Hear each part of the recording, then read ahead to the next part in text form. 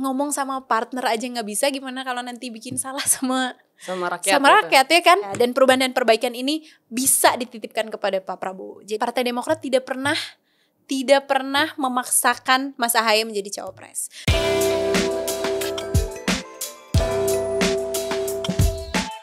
Halo teman-teman Nalar, kembali lagi di acara Ngobrol Nalar. Nah, di episode kali ini sebenarnya kita akan membahas mengenai suatu hal yang lagi ramai diperbincangkan. Habis deklarasi juga, tapi bukan deklarasi ketua umum yang jelas. Deklarasi siapa capres yang diusung oleh Partai Demokrat. Nah, di depan saya sudah ada Kakak Diska Putri Pamungkas, DPP. DPP, Jubir Demokrat. Hai. Oke, ini aku udah biru-biru mengikuti Demokrat ya. Oke. Benar, kita tinggal tunggu KTA-nya berarti. Jangan, kain dulu aja yang biru. Kain dulu aja yang biru. Darah juga belum sih, nggak bisa gitu nih darah biru kan. Oke, Kak Diska, tapi sebelum masuk nih ya, sebelum masuk ke pembahasan mengenai Demokrat, kita bahas tentang koalisi. Aku tuh penasaran dulu sama sosok Kak Diska Putri ini nih. Asik. Gitu kan, udah banyak muncul di TV, kemarin ke US juga gitu kan. Kira-kira bisa diceritain sedikit nggak Kak Diska ini tuh sebenarnya sosok yang seperti apa dan berasal dari mana Kak? Berasal dari mana? Berasal dari bukan mana? Daerahnya ya kan? Gue anak Bandung, anak orang Bandung. Tapi Teteh Bandung, asli ini Teteh Bandung. Walaupun banyak yang bilang kayak tidak seperti orang Bandung gitu. Jujur, ya. Iya. Masuk ke dunia politik lah ya. Sebenarnya lumayan cukup kecemplung, tapi intinya adalah tahun 2013 akhir menuju 2014 baru lulus kuliah, terus kemudian waktu itu dapat kesempatan untuk masuk di tim komunikasi presiden yang waktu itu adalah Pak SBY. Kebetulan cukup passionate karena sebelumnya sempat juga jadi wartawan waktu zaman-zaman kuliah. Atau cukup passionate sama Pak SBY? Juga passionate sama Pak SBY karena selama ini waktu gue kuliah gue sempat kayak sempat jadi wartawan lah ya beberapa kali, dan melihat bahwa selama ini tuh kita tuh sering kayak nggak balance gitu antara apa yang diberitakan, tapi kita juga nggak ada nggak minta konfirmasi dari pihak pemerintah misalnya waktu itu. Jadi pas dapet tawaran jadi tim komunikasi, ikut dalam tim staf komunikasi presiden waktu itu oke banget lah gitu, dan semakin passionate karena melihat work ethic Pak SBY dan melihat Pak SBY dari dekat gitu ya, gimana bekerja dan segala macam. Dan waktu itu kalau tahu lah, jadi masa-masa itu tuh lagi banyak pemberitaan buruk lah tentang Pak SBY, lebih banyak sentimen negatif waktu itu ya gitu. Sedangkan waktu gue sebagai anak umur 21 tahun waktu itu ikut di banyak kegiatan presiden, dan bagaimana dia bekerja begitu kayak gila ya, kayak banyak banget yang bisa love at the first sight gitu. Iya, kayak pas masuk dan ikut bekerja, dan bagaimana kayak how people loved him very much tuh kayak ini loh yang harusnya kita harus hidupkan gitu dalam. Jadi akhirnya cukup passionate dan juga sangat kagum dengan Pak SBY lah. Apalagi dari awal tuh udah Demokrat berarti? Belum sih waktu itu. Karena waktu itu masih jadi staf komunikasi presiden waktu itu. Nah kebetulan setelah itu 2015 diajak Pak SBY untuk ikut juga. Kan Pak SBY waktu itu menjadi ketua umum Partai Demokrat. Kita ikutlah ke pengurusan. Jadi kita bikin KTA dan akhirnya ikut ke pengurusan di DPP. Jadi kalau misalnya bilang ini jubir muda nih baru masuk Demokrat apa segala macam, enggak. Oh tidak. Gitu ya? Oh tidak, gue udah masuk dari 2015. 2015 sudah masuk. Jadi udah 2 tahun 2 periode kepengurusan lah ya. Jadi 2015 sudah masuk Demokrat. Sempet ada jeda sebentar karena sempet sekolah ke luar negeri. Lalu setelah itu pulang, kembali masuk, apalagi setelah itu kembali masuk tuh tetap ke SBY, tetap ke Demokrat. Demokrat lah, tetap karena menurut gue partai politik itu adalah tergantung kenyamanan ya. Jadi kayak, dan gue merasa bahwa nyaman sekali dengan ajaran dan prinsip dan etika politik, prinsip-prinsip politik yang Pak SBY tanamkan gitu. Jadi emang gue stick lah sama Pak SBY gitu. Kagum secara personal dan juga melihat bahwa pandangan dan sikap Partai Demokrat selama ini tuh selalu dibandingkan ya yang lain juga ada begitu ya, tapi dibandingkan yang lain tuh cukup lebih rasional, lebih mementingkan etika yang menurut gue tuh makin kesini makin rare lah di perpolitikan nasional gitu. Tapi kan berarti kamu ini udah love at the first sight, dari awalnya Partai Demokrat sangat mengagumi, you really adored him lah kan kalau misalnya kita lihat kan. Tapi tweetnya Pak SBY ini tuh menurut kamu tuh gimana sih sifatnya Pak SBY gitu? Secara lebih dekat ya, kan belum pernah ketemu nih. Secara lebih dekat, pinter banget, pinter banget dan kayak Pinter bangetnya itu tuh as in gini. Kalau menurut gue satu yang sangat-sangat gue adore ya dari dia example-nya dari gitu. dia adalah apapun yang dia kerjakan dia selalu maksimal. Itu sih menurut gue. Karena kayak di kehidupan kita apalagi anak-anak muda sekarang nih ya yang kayak kita tuh pengen ini pengen itu pengen ini pengen itu tapi kayak instan gitu ya. Sedangkan kayak kalau lihat Pak SBY dia di militer dia jadi jenderal, di politik dia jadi presiden, dia ngasuh voli, sekarang volinya juara nasional, iya kan? Terus tiba-tiba dia kayak latihan melukis dan meskipun dari SMA dan sempat ditinggalkan gitu ya, dia latihan lukis dari YouTube, sekarang kayak jadi salah satu pelukis yang bahkan masuk di Taman Ismail Marzuki kayak gitu-gitu. Jadi dan menurut gue salah satu yang paling gue adore dari dia adalah ketekunannya Pak SBY sih. Kayak orangnya tuh perfeksionis dan sangat-sangat tekun dan pokoknya apapun yang dia lakukan he will do very best lah. Ada nggak kayak interaksi kamu sama Pak SBY yang kayak kamu sangat kayak kamu inget banget gitu loh Kak? Inget bahwa banyak sih karena sempet kayak momen untuk menggambarkan ketekunan dan kalau menggambarkan optimalisasi pekerjaannya itu, optimalisasi pekerjaan yang aku tahu kalau Pak SBY sampai sekarang kalau mau suka marah nggak? Enggak sih. Enggak sih kalau misalnya mau perfeksionis. Iya, tapi kan maksudnya kita yang harus harus meningkatkan standar biar sama yang diminta sama Pak SBY kayak gitu sih menurut gue. Justru kayak banyak sih hal-hal yang dari mulai kayak suka diskusi, terus udah gitu dunia internasional, kalau kita ngomongin terus tiba-tiba dia kayak iya kemarin teman saya telepon ternyata temannya itu adalah Ban Ki-moon gitu ya. Kayak beda banget ya pertemanan gue gitu. Geng kita rada peer-nya beda. Kita ada beda gitu. Mungkin gitu nanti kalau kita udah Pak SBY gitu ya. Gitu. Ya semudah Pak AHY lah tau betul. Udah bisa bilang temen saya gitu. Tapi Kak next ya, ini 1 million question juga. Kalau misalnya kita lihat banyak banget anak muda yang sebenarnya nggak mau masuk dalam dunia politik. Karena ya nggak tahu karena citra politik itu sendiri udah buruk di mata mereka, terus kayak hipokrit lah, muka dua lah, and everything lah. Exactly. Terus kenapa kamu memilih untuk masuk dan terjun ke dunia politik ini Kak? Karena ya sama sih sebenarnya dulu juga kalau misalnya flashback misalnya zaman-zaman kuliah gitu ya kayaknya enggak deh partai politik kamu gitu HI ya. Kayak aku HI dulu. Jadi kayak aku menjadi diplomat. Ya kan misalnya gitu HI. Ya kan kayak gitu ya, atau jadi istri diplomat atau pokoknya yang berhubungan dengan pokoknya enggak jauh lah dari partai politik gitu ya. Tapi justru semakin kesini dan punya first hand experience lah bagaimana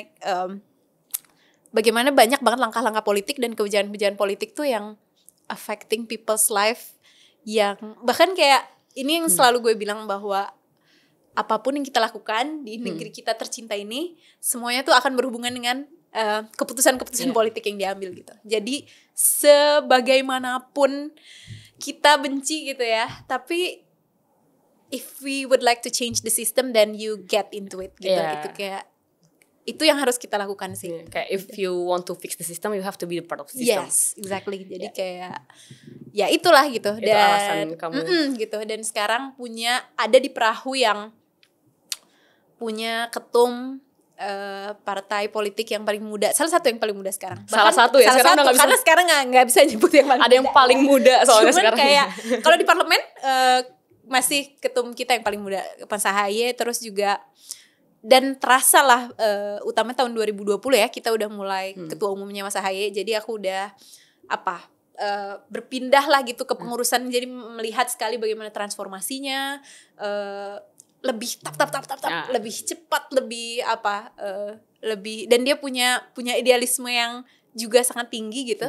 Dan semakin merasa bahwa ini adalah keputusan yang tepat lah kita untuk masuk di politik dan gabung sama Demokrat. Gila, endorse banget. Untuk masuk ke politik dan gabung ke Demokrat, tapi kenapa nggak nyalek Kak? Kenapa nggak nyalek? Karena itu it's another thing. Karena menurut gue nyalek itu harus punya ongkos politik, modal politik. Modal politik tuh bisa apa aja. Modal politik itu bisa pengalaman, bisa banyak orang yang bisa harus kita approach dan segala macam lah gitu.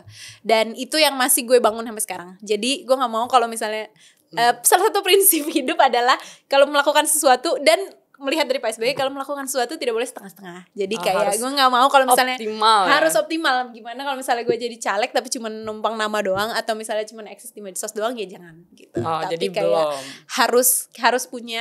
harus punya juga masyarakat yang kita, akar politik yang mau kita Grassroots perjuangkan tuh seperti apa gitu di bawah. Jadi itu yang harus, yang saat ini gue masih meraba-raba, sehingga mudah-mudahan mungkin 2029. Amin, Aku lihat mudah-mudahan kita lihat bannernya Kadiska ya di mana gitu ya. entah di mana tapi Entah pasti di akan mana, ada nih iya. nanti. Kita lihat aja. Ini kita putar ulang video ini Kak. Ketika di 2009. Oke.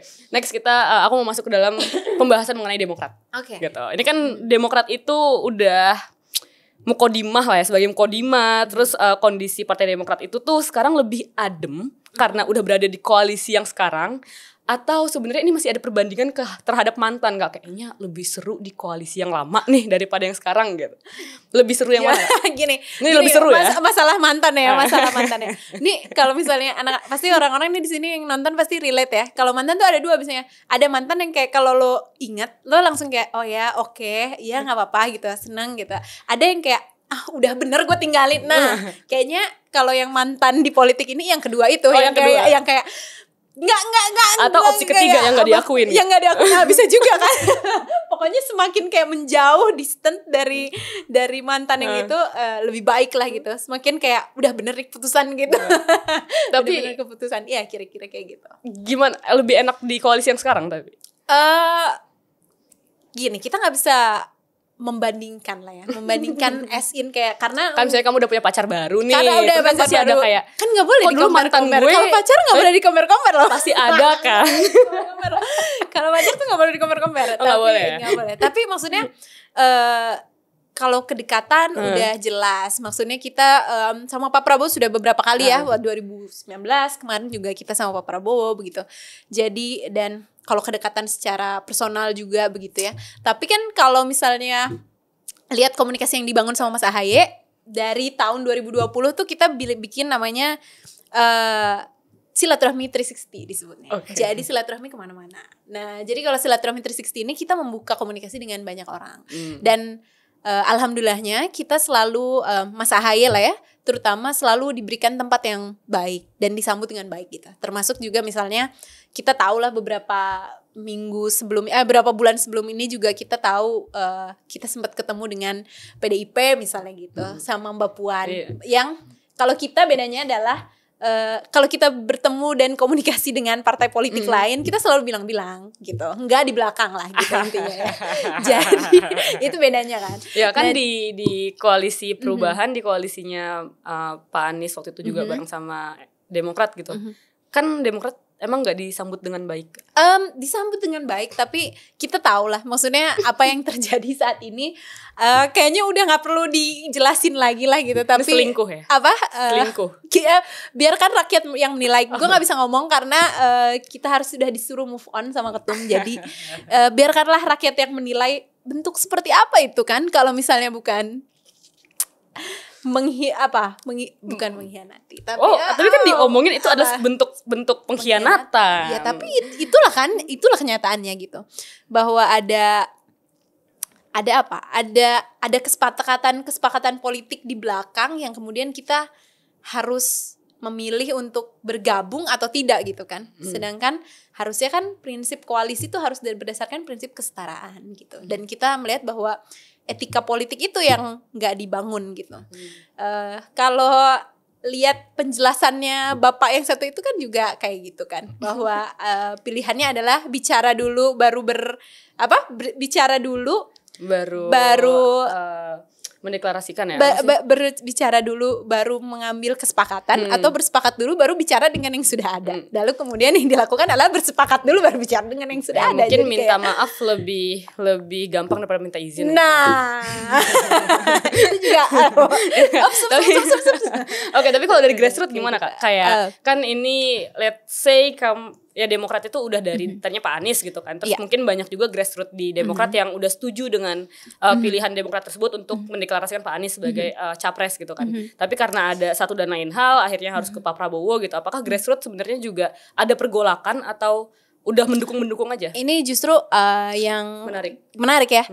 ternyata kalau Partai Demokrat ini cukup solid. Jadi kalau nggak salah survei yang terakhir itu SMRC ya, juga menyebutkan bahwa Partai Demokrat nih, kita tuh kebetulan juga punya line of communication yang cukup baik.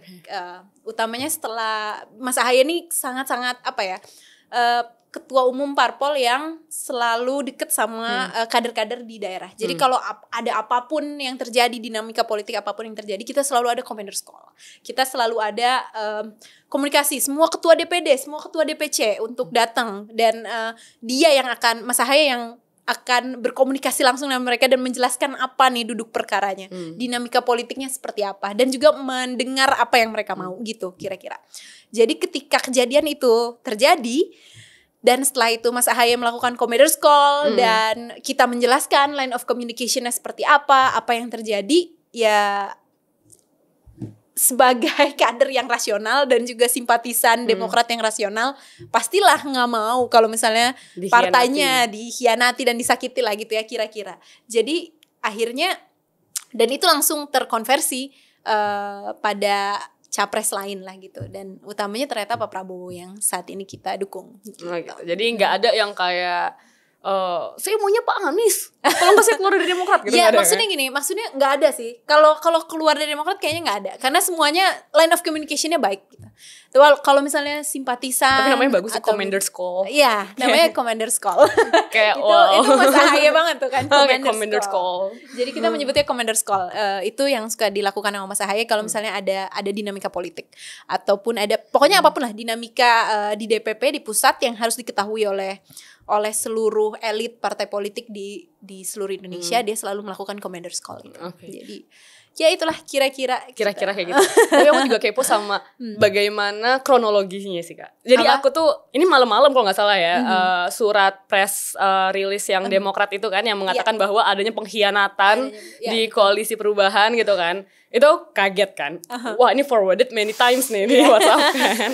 Nah, aku tuh kepo sama bagaimana kronologis kejadian tersebut gitu loh. Yang tiba-tiba Pak Anies sama Gus Imin, terus ada pengkhianatan di Demokrat, di dalam kubu koalisi perubahan. Ini sebenarnya udah move on ya, kayak gue udah dibilangin kayak udah cukup ya menjelaskan tentang ini. Tapi intinya adalah, ya kalau kita flashback tanggal berapa tuh? 25. Ingat-ingat mantan ini ya. Iya jadinya 25 Agustus masih roadshow tuh, ketemu ketum parpol, ketemu majelis tinggi waktu itu ya, ketemu Pak SBY, ketemu ketemu majelis tingginya PKS. Terus Pak Anies bilang bahwa cawapres sudah di tangan dan segala macam. Dan pada saat itu Mas Ahaye diminta menggunakan surat gitu ya, menggunakan surat bahwa Mas Ahaye mau nggak menjadi cawapresnya Pak Anies. Itu surat ditulis sendiri oleh Pak Anies dan ditandatangani. Oh, itu yang difoto ya kalau nggak salah ya. Yang difoto, surat itu bukti dan segala macam. Lalu kenapa kemudian harus surat? Apa? Nggak bisa WA gitu. Nggak bisa. Nah, itu dia. Even kayak surat aja masih di ini gitu kan. Ya ini adalah salah satu bentuk, ya kita juga butuh kepastian. Kalau misalnya digantungin terus kan butuh kepastian juga gitu ya. Nah, itulah salah satu bentuk kepastian yang diberikan kepada Partai Demokrat menggunakan surat itu.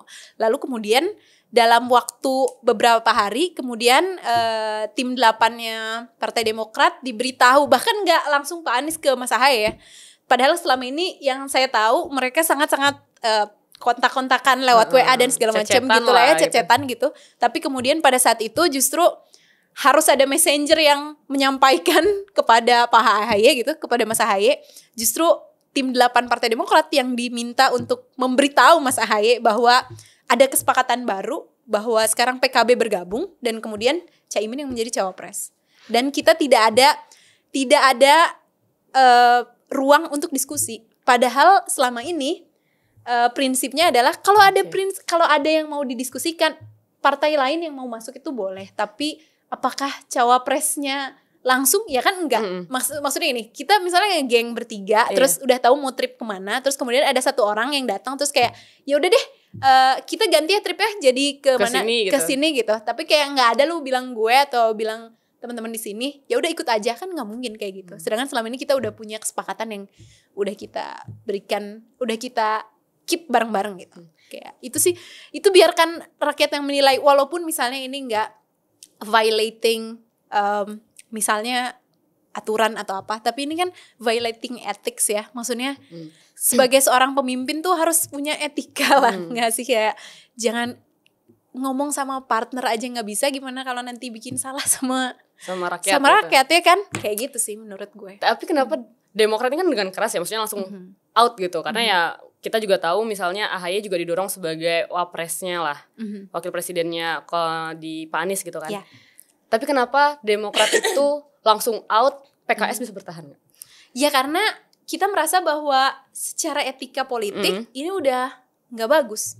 Jadi ini bukan masalah kenapa Partai Demokrat tidak bergabung lagi, tapi apa yang terjadi di sana sehingga Partai Demokrat harus keluar. Karena apa yang harus hubungan, misalnya gini ya, kita bikin partnership, terus kemudian trustnya yang udah dibangun terus tiba-tiba ditinggalin gitu aja gitu. Kan sakit ya. Sakit nah gitu. Terus gimana kita mau kerja sama sesuatu sama pihak-pihak yang kita udah tahu kita nggak bisa trust satu dengan yang lain. Itu sih. Jadi itu yang ngebuat kayak itu sih menurut gue. Ngebuat turn off-nya lah ya, kalau misalnya di hubungan kan kayak ada red flag-nya nih. Red flag-nya gitu adalah nggak bisa ngobrol sama partner lo sendiri gitu ya. Iya, kira-kira kayak gitu. Kira-kira dari Demokrat ya, tapi nah next-nya nih kita ya udah lah ya, itu udah itu kan kayak kronologisnya ya. Lanjut ke soal kenapa pada akhirnya memilih Pak Prabowo dan bergabung di Koalisi Indonesia Maju gitu kan. Kemarin udah sempat ngobrol juga sama Mbak Puan sebenarnya. Pak SBY juga memuji caranya Mbak Puan gitu kan. Tapi pada akhirnya harus ke Koalisi Indonesia Maju nih, mendukung Pak Prabowo gitu. Itu gimana Kak? Kenapa pada akhirnya memilih Pak Prabowo instead of Ganjar? Selama ini komunikasi selalu intens dengan alhamdulillah kita selalu membuka komunikasi dengan semua partai politik, dan alhamdulillah kita selalu dapat sambutan baik lah gitu, dan juga itikat kita baik lah gitu untuk bisa.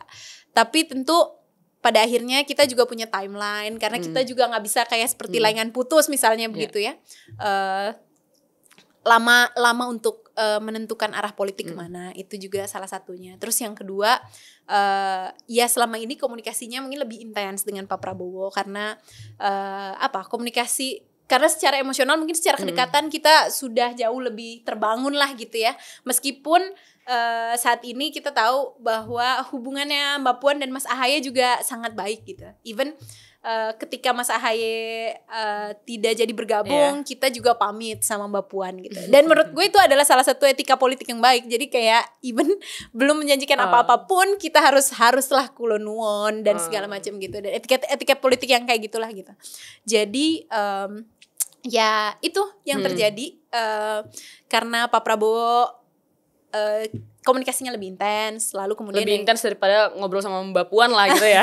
Maksudnya komunikasinya berjalan dengan baik, lalu kemudian juga kita kan juga masih membawa semangat perubahan. Karena apapun yang terjadi, Partai Demokrat itu adalah membawa semangat perubahan dan perbaikan gitu. Dan yang perubahan dan perbaikan ini ada di Koalisi Indonesia Maju. Ya, dan perubahan dan perbaikan ini bisa dititipkan kepada Pak Prabowo. Jadi pada saat berkomunikasi dengan Pak Prabowo, Mas AHY menitipkan perubahan ini menjadi bagian dari Koalisi Indonesia Maju, dan itu yang diterima oleh Pak Prabowo, bahwa di setiap ada keberlanjutan selalu ada perbaikan gitu. Kalau di Pak Ganjar nggak ada perubahan soalnya. Ya, tapi kayak maksudnya perubahan itu diterima oleh Pak Prabowo. Jadi itu juga. Dan yang ketiga tentu ini juga sih karena selama ini kita lihat bahwa Pak Prabowo ini adalah salah satu tokoh presiden yang bisa merangkul hampir semua elemen. Jadi kayak nasionalis, religius, tokoh persatuan banget gitu. Dan itu yang harapannya buat 2024 sekarang, yang dibutuhkan adalah tokoh persatuannya ini gitu, yang bisa mempersatukan banyak elemen, banyak ini pemikiran-pemikiran. Udah 100% yakin lah nih ya. Iya dong. Yakin ya? Kita kan sudah mendeklarasikan. Yang kemarin kan juga udah dideklarasikan sebenarnya. Tapi kalau itu beda ceritanya. Kalau itu beda ceritanya. Kita juga maunya tetap stay, tapi kan karena udahlah, oke. Oke, nah yang ke selanjutnya tentang koalisi Kak. Kemarin kan sebelum Demokrat mendeklarasikan akan mengusung Pak Prabowo kan ada ngumpul-ngumpul dulu nih di Hambalang kan. Betul. Nah, ngumpul-ngumpul ini sebenarnya apa sih Kak? Tapi yang maunya off the recordnya ya. Kalau bisa ya. Enggak ada yang off the record ya di sana, maksudnya Spill dikit gitu. Enggak sih. Pembicaranya tentang apa gitu? Pembicaranya adalah ya, namanya juga orang mau, misalnya kalau kita mau hajat kan, kayak misalnya mau akad, masih tiba-tiba akad nggak ketemu dulu gitu kan. Pastilah harus dulu. Ada kan pertemuan dua keluarga. Antaran ya. Enggak sih, enggak hantaran ya. Nanti beda dong konotasinya kalau hantaran. Enggak. Jadi kayak ya gitulah, pertemuan dua keluarga, kita ketemu, dan kemudian juga tentu ini adalah bagian dari apapun ceritanya. Partai Demokrat ini kan pendatang baru di Koalisi Indonesia Maju. Ya kita juga nggak mau kayak langsung asal potong kompas aja gitu kan, yang kayak nggak kulonuan sama mitra-mitra koalisinya yang lain, seperti ada Golkar, ada PAN gitu. Jadi ya ini adalah bagian dari, ya namanya juga kita mau ikut bergabung, tentu kita harus sebagai pendatang baru ini kan harus kulon-nuwun dulu, harus juga kayak berkomunikasi dengan mitra-mitra partai politik yang lain gitu. Termasuk pas lagi deklarasi kemarin, jadi pas deklarasinya Pak Prabowo di JCC kemarin, Partai Demokrat juga kita mengundang yang lain. Jadi selain Gerindra juga kita undang Golkar, undang PAN, undang kan bentuk koalisi kali. Iya, ini bentuk koalisi gitu. Gitu sih, kayak ya namanya juga harus adalah pendekatan-pendekatan, komunikasi yang lebih intens. Namanya juga mau kerja bareng kan, haruslah kita punya komunikasi yang baik gitu. Okay. Terus kalau misalnya tentang isu Pak AHY itu jadi RI kedua, kan gini, ada juga yang bilang bahwa alasan misalnya Demokrat itu cabut dari Koalisi Perubahan dari Pak Anies, salah satunya adalah karena Mas AHY ini udah nggak bisa jadi cawapres kan, jadi RI keduanya Mas Anies gitu, jadi kayak butthurt cabut gitu kan. Terus habis itu di Koalisi Indonesia Maju, Pak AHY juga bilang bahwa keputusan untuk siapa cawapresnya Pak Anies kan, Pak Prabowo itu adalah seluruhnya keputusan Pak Prabowo. Nah itu gimana? Apakah, karena sekarang udah rada jauh nih kayaknya Pak AHY untuk jadi RI 2 ya gitu kan, semenjak gabung ke Koalisi Indonesia Maju. Jadi ini juga yang harus diluruskan lah ya, untuk teman-teman juga, bahwa selama ini Partai Demokrat tidak pernah memaksakan Mas AHY menjadi cawapres. Jadi kalau tahu nih tidak pernah. Jadi waktu kalau kita flashback ke belakang itu, bahkan Partai Demokrat ini lewat tim 8 mengusulkan sejumlah nama. Meskipun di situ ada Mas AHY, iya, tapi sejumlah nama yang kita masukkan untuk sama-sama didiskusikan di tim 8 siapa cawapres yang terbaik, yang sesuai dengan kebutuhan Pak Anies waktu itu. Jadi waktu itu udah ada lebih dari 5 nama yang saya tahu yang diusulkan oleh Partai Demokrat. Persentase terbesarnya di Pak AHY? Enggak, kita nggak pernah ada persentase. Karena kita hanya mengusulkan nama. Karena semua partai politik, karena kan kita basisnya adalah kesetaraan. Jadi semua partai politik yang ikut bergabung dalam Koalisi Perubahan waktu itu mengusulkan nama. Dan biarkan nanti Pak Anies dan juga tim 8 ini yang merupakan bagian dari partai-partai koalisi ini, bagaimana, apa pertimbangan masing-masing sehingga muncul satu nama. Itu yang terjadi gitu. Dan kemudian yang muncul adalah keputusan waktu itu yang kita tahu adalah Pak Anies, Mas AHY. Jadi selama ini nggak pernah ada AHY memaksakan gitu. Dan kenapa keluar bukan karena Mas AHY nggak jadi cawapres, tapi ini karena etika politik yang dibangun ini seolah-olah nggak ada trustnya sama sekali gitu dengan Koalisi Perubahan ini. Koalisi Perubahan yang sudah kita bangun hampir 1,5 tahun bahkan sebelum akhirnya pendatang baru ini masuk misalnya begitu. Jadi nggak pernah ada Mas AHY menjadi apa? Oh iya, pokoknya harus jadi cawapres, enggak. Termasuk saat ini di Koalisi Indonesia Maju. Walaupun dari Nasdem juga ada obrolan-obrolan kayak gitu, itu enggak ya? Enggak ada. Karena semua partai politik mengusulkan nama. Jadi kalau misalnya AHY diusulkan oleh Demokrat, ya Nasdem juga waktu itu ada ngusulin nama gitu. Dan di Demokrat sendiri enggak cuma satu, ada sejumlah nama yang diusulkan waktu itu. Gitu. Nah dengan Koalisi Indonesia Maju ini. Nah untuk Koalisi Indonesia Maju ini jelas. Mas AHY ini jadi apa nih? Gitu. Koalisi Indonesia Maju jelas kita benar-benar pendatang baru di sini.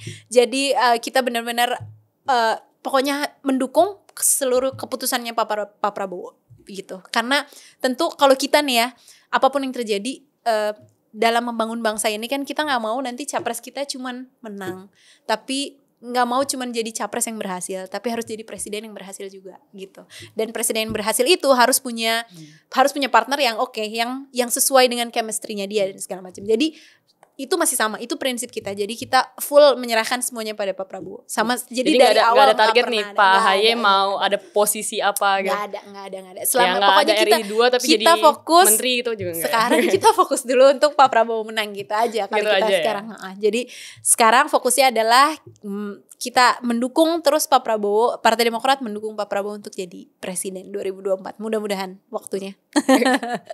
Oke, nah terus ke acara deklarasi kemarin nggak? Okay. Dimana Pak SBY dan Mas Ahaye ini kan menyanyikan sebuah lagu itu menjadi trending, ramai gitu. Apa sebenarnya yang ingin disampaikan Kak? Dari pesan apa yang mau disampaikan dari deklarasi kemarin, nyanyi kayak gitu? Apakah itu menunjukkan bahwa nih masih galau-galau juga sebenarnya? Atau sebenarnya kayak ini cuma hiburan doang? Percayalah padaku, mesti di gelap malam kamu nggak sendirian, dan semua bintang yang kutinggalkan temani kau sampai akhir malam. Pertama lagunya gak ada yang galau. Karena galau, yang pertama lagunya Pak SBY kan kamu nggak sendirian. Kamu nggak sendirian. Itu kan adalah sebenarnya jelas itu buat Pak Prabowo mungkin dong. menyakiti untuk menenangkan diri sendiri gitu loh, enggak ya? Justru itu kan itu untuk sendirian, Prabowo itu ya. untuk Pak Prabowo. Okay. Bahwa Pak Prabowo nggak sendirian dalam kontestasi capres ini Okay. gitu, bahwa ada Partai Demokrat yang ikut di situ. Jadi kayak ini sebenarnya adalah bentuk memperlihatkan juga bahwa gimana sih Partai Demokrat untuk mengusung capres gitu. Ini sebenarnya adalah bentuk komitmen kita ketika kita mendukung atau komitmen atas keputusan yang kita ambil. Akan setia selalu setia gitu, dan akan selalu all out untuk melakukan yang terbaik untuk mendukung apa yang sudah kita pilih gitu, dan termasuk juga memilih Pak Prabowo gitu. Jadi ini adalah bukan lagu buat diri sendiri tapi untuk Pak Prabowo ya berarti. Jelas dong, karena kan itu lagunya itu kan deklarasi buat Pak Prabowo. Jadi lagunya adalah kamu nggak sendirian. Kamu nggak sendirian. Jadi itu adalah lagu buat Pak Prabowo. Untuk bahwa Pak Prabowo Prabowo tidak sendirian, masih ada Pak SBY, ada Mas Ahaye yang siap untuk mendukung dan membantu mengusung Pak Prabowo menjadi presiden 2024. Okay. Mudah-mudahan lancar. Mudah-mudahan lancar, kita doakan bersama. Nah, lanjut lagi tentang ini Kak. Ini aku juga mau nanya. Berarti tadi pesan udah ya, udah clear ya, pesan deklarasi ya. Udah clear. Yang selanjutnya adalah tentang bagaimana posisinya Partai Demokrat saat ini gitu. Demokrat kan sebenarnya itu adalah oposisi kan, gitu. Tapi sekarang bergabung ke koalisi di mana itu isi partainya adalah koalisi semua tuh, pemerintah semua gitu kan. Nah itu gimana posisinya Demokrat di dalam koalisi Indonesia Maju yang notabene-nya kamu adalah oposisi sendirian gitu. Nah itu kembali lagi pada cerita awal tadi Mbak. Jadi kita punya aspirasi, kita menyerap aspirasi bahwa harus ada perubahan di banyak sendi-sendi kehidupan masyarakat saat ini gitu. Dan itu yang kemudian bisa dititipkan oleh kepada Pak Prabowo. Jadi waktu itu ada kata-katanya Pak Prabowo bahwa the only constant is change. Jadi bahwa Pak Prabowo juga mengamini bahwa di setiap apapun bentuk keberlanjutan yang ada selalu ada perbaikan-perbaikan di sana sini gitu. Dan itu yang kemudian menjadi bagian dari kita, bahwa ada semangat keberlanjutan tapi tentu di dalamnya harus ada perbaikan-perbaikan gitu. Dan sebenarnya kalau kita lihat pidatonya Mas Ahaye dari beberapa waktu ya, bahkan sebelum akhirnya memutuskan untuk gabung di timnya Pak Prabowo begitu, kita selalu bilang bahwa apa yang sudah baik dari zamannya Bung Karno, jadi zamannya Pak Harto, Bu Mega, Pak Habibie, Gus Dur, sampai ke Pak SBY itu harus, dan juga Pak Jokowi harus dilanjutkan, dan yang belum baik harus kita perbaiki. Itu selalu semangatnya adalah selalu continuity and change. Jadi emang kalau di koalisi perubahan kemarin semuanya dirubah, nggak ada yang dilanjutkan? Enggak juga kan? Enggak juga. Semua perubahan ini selalu itu juga yang kita selalu klarifikasi kemana-mana, bahwa kayak perubahan yang dimaksud adalah bukan perubahan yang asal ganti nama, asal ganti asal ganti branding atau pokoknya asal semuanya dirubah, bukan. Tapi apa yang udah baik dilanjutkan, tapi apa yang belum baik harus diperbaiki, itulah continuity and change. Oke, nah terakhir mungkin ada yang mau kamu sampaikan tapi aku terlewat untuk menanyakannya kepada kamu. Enggak sih, enggak ada. Atau Pokoknya udah lengkap kita paket komplit semua? Semangat Partai Demokrat untuk continuity and change bersama Pak Prabowo. Asik. Pokoknya kalau misalnya nih Kak, ini andai-andai ya. Yeah, okay. Andai-andai misalnya Pak Prabowo melakukan hal yang sama seperti apa yang dilakukan oleh Pak Anies. Enggak, kita berharap Misalnya, enggak. apakah Oke. Demokrat akan pindah lagi ke PDIP pada akhirnya ya, gabung sama koalisinya PDIP dan P3, atau misalnya ya udahlah terima aja. Kita yakin Pak Prabowo bukan orang seperti itu. Jadi kita yakin itu nggak akan terjadi. Nggak akan ya? Nggak akan. Kita yakin Pak Prabowo bukan orang yang seperti itu. He's a man of his word, he's a man of his action. Jadi kayak mau tahu kan, checking the impossibility itu nggak mungkin ya. Nggak lah, kita tahu track recordnya Pak Prabowo sebagai salah satu pemimpin yang terlihat sekali patriotismenya. Jadi saya yakin dia man of his word and a man of his action. Kalau udah ngomongin patriotismenya Pak Prabowo, aku angkat tangan nggak ikutan. Oke, gitu aja mungkin untuk episode kali ini ya Kak. Kita ngobrolin soal bagaimana Demokrat deklarasi pindah partai di Hambalang dan yang lain lah, sampai lagunya Pak SBY dan Mas Anies.